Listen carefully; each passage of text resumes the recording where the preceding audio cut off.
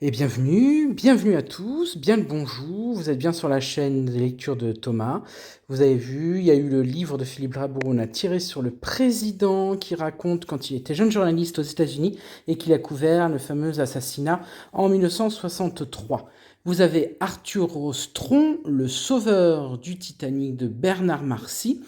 Donc là, ça nous décrit bien sûr ce héros ordinaire sur un bateau qui va sauver beaucoup de personnes, notamment en les balançant ou en les mettant dans les bateaux de secours. Troisième livre, Marie Vintras, Les âmes féroces.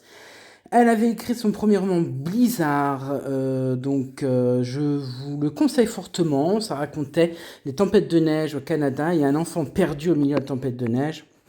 Et le branle-bas de combat pour essayer de le récupérer. Partie BD maintenant, nous avons Little Tulip du couple Bouc et Charin. C'est la collection signée de chez Le Lombard. Ça nous raconte un individu assez sportif et il va se passer plein de péripéties. Nous avons une autre BD, Corbenay ou Corbenaise.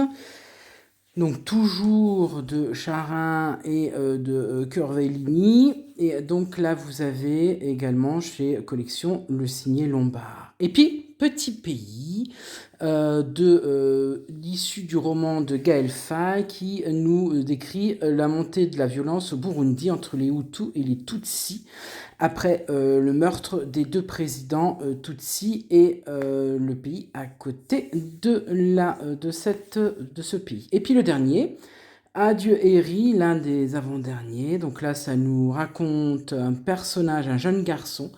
Et je vous en dirai plus au mois de fin août. Et là, nous avons en 2 tomes, et c'est complet, Knitting Life, qui raconte un créateur de jeux vidéo. Donc on verra très très bien. Donc j'en ai 2 tomes, et je vous dirai ce qu'il en révèle également sur cette histoire.